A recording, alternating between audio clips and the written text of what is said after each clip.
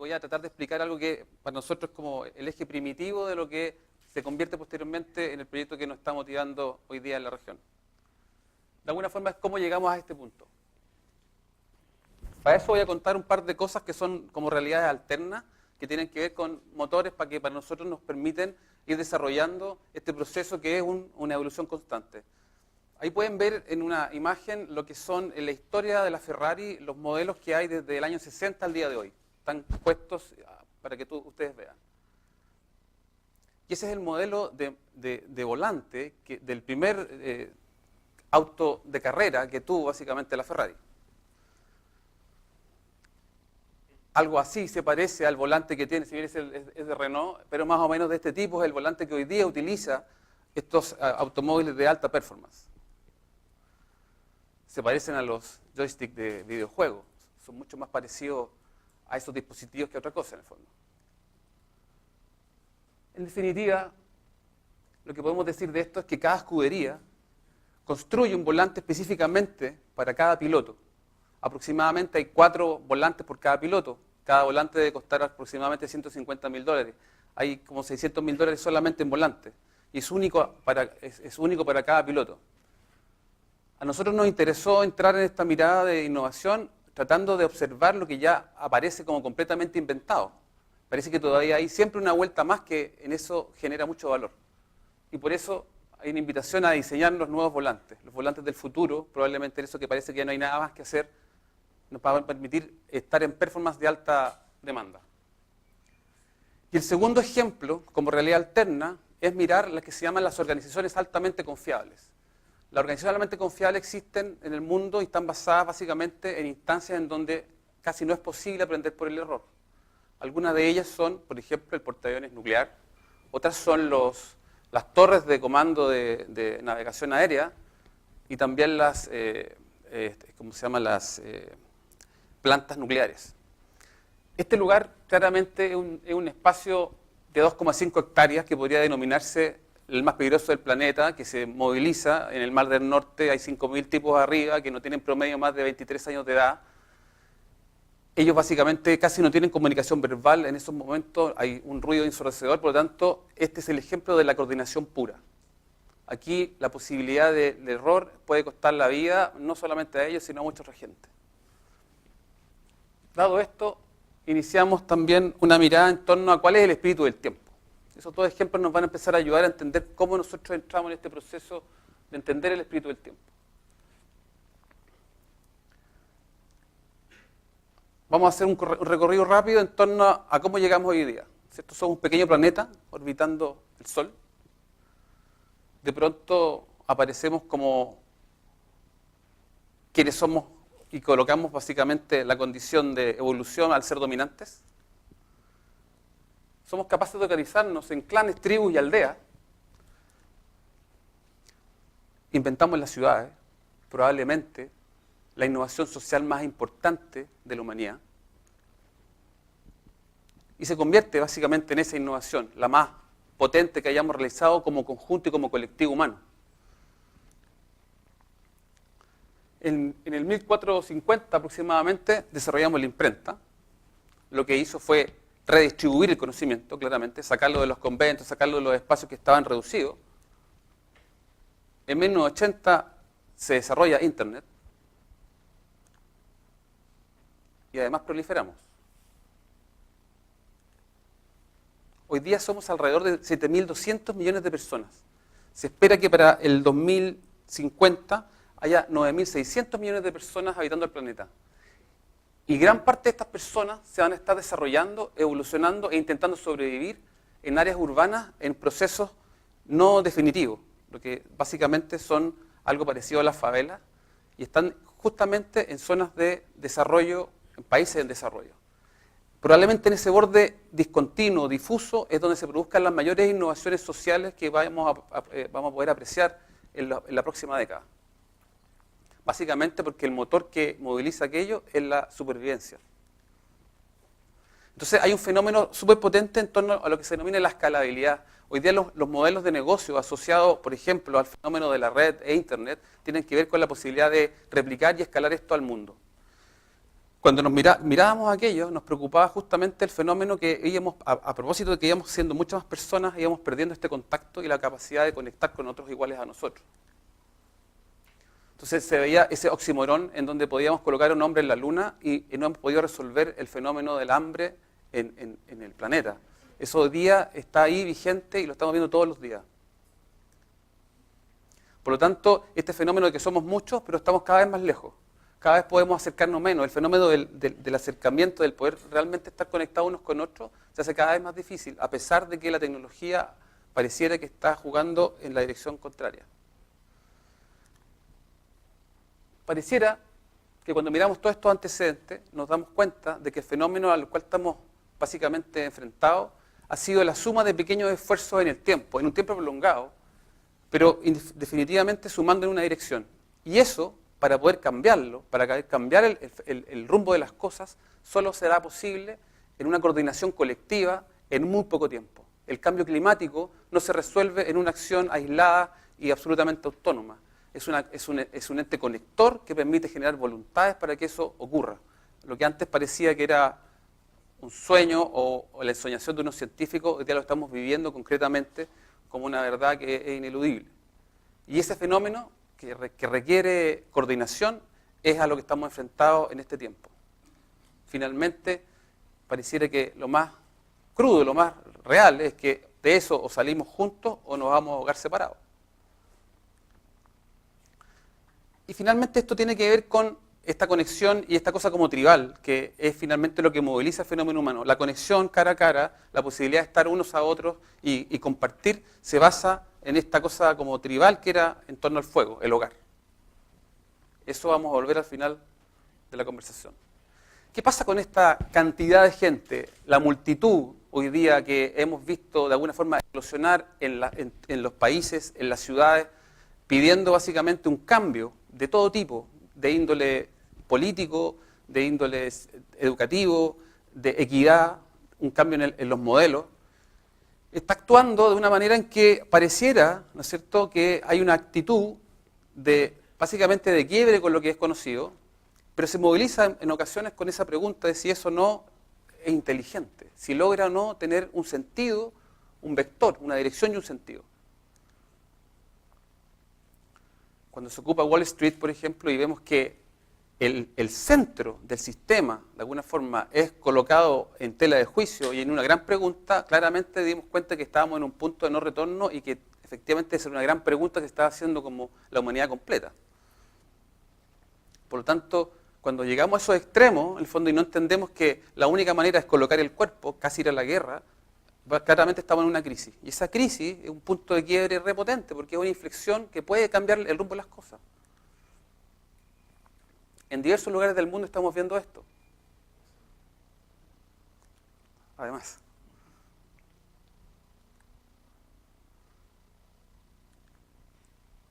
Entonces, cuando nos hacemos una pregunta así importante, ¿la tecnología nos está ayudando para ello? Claramente sí. ¿Pero para qué? ¿Para conectarnos? ¿Para coordinarnos? Son dos cosas súper diferentes. Y en realidad, si nosotros quisiéramos ser este equipo que hace cumbre, la coordinación es muy importante. La comunicación mucho más probablemente. Entonces, hay una serie de condiciones que nos hace preguntarnos respecto de algo que probablemente hoy día también está en esa gran pregunta. Que voy a ir más tarde a ese. Cuando vemos lo que ha sido el fenómeno del crowdsourcing, desde el 90 hasta el día de hoy, en el fondo han pasado como 4 fases importantes. La primera es que cuando vimos que lo colectivo, la comunidad comienza a organizar. Comienza en el 90 cuando aparece Amazon e eBay como un modelo en donde las recomendaciones de muchos generaba básicamente la capacidad de ofrecer a otros lo que era bueno y lo que era malo. Luego aparece el crowdsourcing como remix en el año 2000 aproximadamente, donde la idea de la propiedad colectiva, el Creative Commons y el fenómeno del mixeo de contenidos comienza a ser una gran definición. Y comienzan a aparecer las primeras preguntas en torno a la propiedad intelectual, etcétera, hasta el día de hoy. El 2004 aparece el crowdfunding, en el fondo, cuando un buen proyecto se levanta y comienza a recibir distribuidamente fondos para levantar esa condición de una startup. Y hoy día lo que está en juego es el crowdfunding contemporáneo que está basado en el procomún. Y el procomún es una condición súper interesante porque define algo que está muy lejos de definir la lo que podría ser un espacio de libertad. Es por el contrario, un espacio de restricciones. Y podríamos decir que se establece como el contrato social. Es aquello que nos permite establecer comunidad. Es saber que exactamente estamos respetando una serie de reglas que nos permite, por ejemplo, ir por la calle y parar en un disco rojo. Son restricciones, pero que son básicas para poder conectar con una comunidad que va en una dirección y que permite construir un sueño colectivo. Si a eso le sumamos que hoy día la información a la cual podemos, este pro común, por así decirlo, lo colectivo, el proyecto, está además sometido a lo que es el tiempo real, la capacidad de tener aquí y ahora toda la información que pudieras imaginar, obviamente es un input demasiado potente como para saber qué hacemos con aquello. Si a eso le incrustamos una serie de condiciones como que empieza a aparecer el mercado reverso, la capacidad de la gente de decir si te gusta o no, o influir en otros mucho más que la publicidad, la condición de crowdsourcing, es decir, mucha gente como fuente de información basada básicamente en esa misma recomendación, la movilidad, la capacidad de que todo esto pasa además en un espacio específico, que puede ser la ciudad claramente, y el fenómeno humano asociado a la emoción, porque todo eso nos está pasando a nosotros y desde un espacio del lenguaje ontológico también expresamos cómo nos sentimos. Claramente es un input re potente. Los ciudadanos están siendo empoderados con una serie de condiciones que efectivamente están haciendo que eso cambie muy rápidamente, mucho más rápidamente de lo que podríamos haber imaginado. Las ciudades se están convirtiendo en una suerte de zonas que son las nuevas interfaces donde esto está ocurriendo. Son ciudades que emiten y generan señales y que podemos recibir y además promover. Son herramientas además que permiten básicamente la colaboración y la autonomía de las personas. O sea, hoy día yo navego por una ciudad habiendo aparecido a un instante en el aeropuerto y tengo toda la información necesaria para tener una ruta basada en las recomendaciones de todo.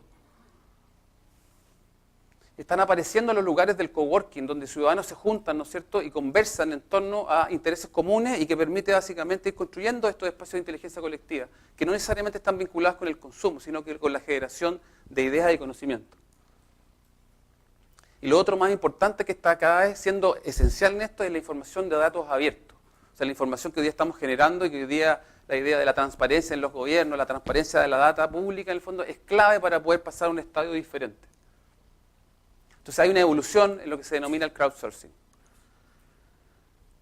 El fenómeno de la escalabilidad, que lo vimos al principio, el fenómeno de que somos 7.000 millones de personas, claramente ha estado siempre, es un término hackeado por diferentes dispositivos que han aparecido en la historia de la humanidad de manera disruptiva, así como son eclosiones. Y cuando aparecen, en definitiva, no es que simplemente ocurra como un acto de magia, han estado en un espacio larvario que aparecían como pequeños juguetes y de repente entran en contexto y hay una cierta madurez social para que esto entre en valor.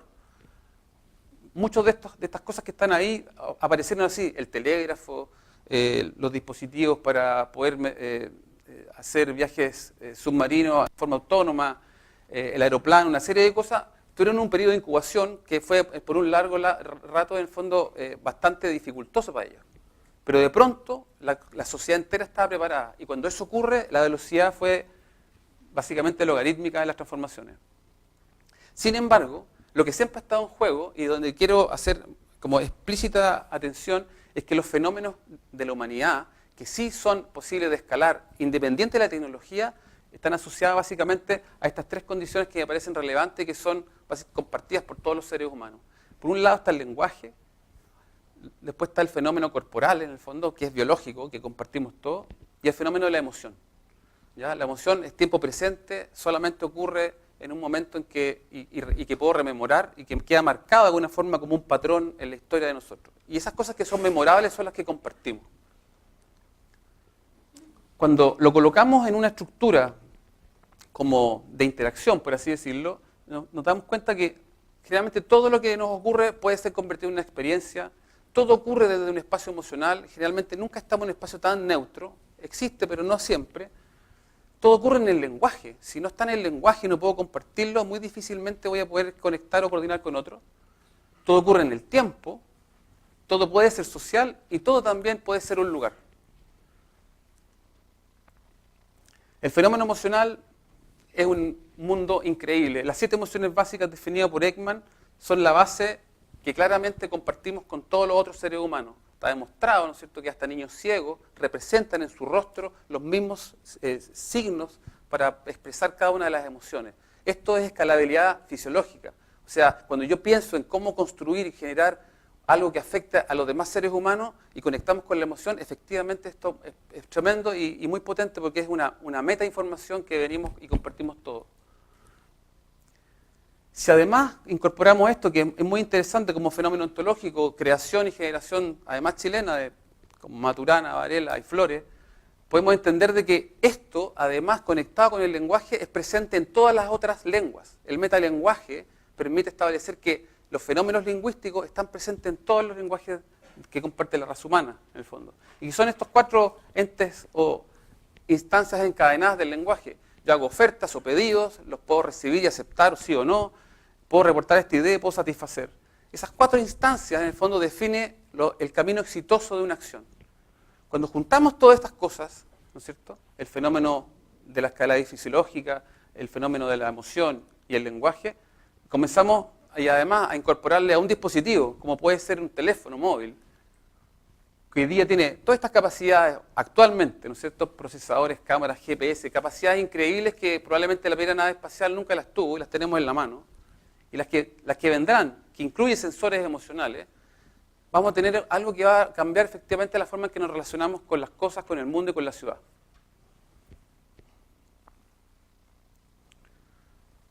Aquí hay un par de distinciones que me parecen súper importantes, porque definen de alguna manera algunas, a mi juicio, errores que tenemos y hemos cumplido todos. El conjunto de usuarios de los servicios no construyen comunidad. Es como pensar que los que usamos teléfono por Entel vamos a construir comunidad, o los que consumen gas por Gasco seríamos comunidad. Los servicios no generan comunidad. Lo único que genera comunidad es, por así decirlo, el demos, el ethos que nos moviliza, y nos parece que es esencial en la definición de la ciudadanía. La ciudadanía se convierte en algo que sí puede construir comunidad y que nos parece súper relevante a la hora de promover, por ejemplo, la idea de las ciudades como un eje esencial del desarrollo. De alguna forma, la ciudad es este demos y es esta nueva interfaz. Es la nueva plataforma, es la nueva red, con sensores y como interfaz. Y básicamente este modelo muestra la manera en que de alguna forma estamos actuando todo el rato. Tenemos un sistema personal que todos tenemos hoy día en el bolsillo, lo estamos desplegando. Tenemos una interfaz que nos rodea básica, que es como la clave con la cual empezamos a las diferentes APIs, por así decirlo, que se denominan los dispositivos, los software que nos permiten comunicarnos con el resto. Y después está la plataforma pública o infraestructura que nos rodea, que nos permite ir más allá de los medios físicos. Eso está ya rodeándonos y está aquí presente además. Entonces estamos hablando de que eso, asociado a todos esos fenómenos humanos, que son básicamente basados en la confianza y en la comunicación, nos permiten ir ideando una serie de cosas. Voy a mostrarles muy brevemente lo que estamos haciendo, basado en esas 3 o 4 motores, que tienen que ver con construir unas plataformas que permiten hacer de las ciudades un espacio que recepcione información ciudadana, para después, de alguna forma, establecer estas categorías de importancia en la categoría de interés ciudadano, en el fondo. Esta es una plataforma que está en desarrollo y que tiene que ver con una especie de community manager para la ciudad, que está depositada en los municipios.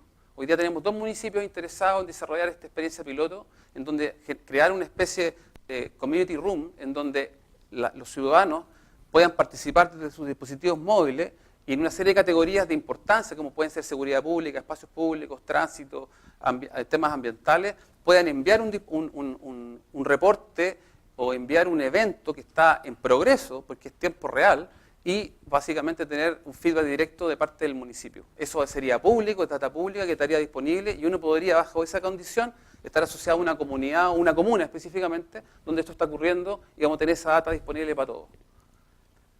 Esto genera una serie de métricas que también van a estar en tiempo real. Cantidad de información que está entrando y saliendo. IDs de vuelta de parte del municipio para yo saber que mi reporte me obliga a no ir y por ende estaría disminuyendo emisiones de carbono por los viajes que tengo que hacer todas las veces y que además son imposibles de alguna forma de procesar si estuvieran todas disponibles.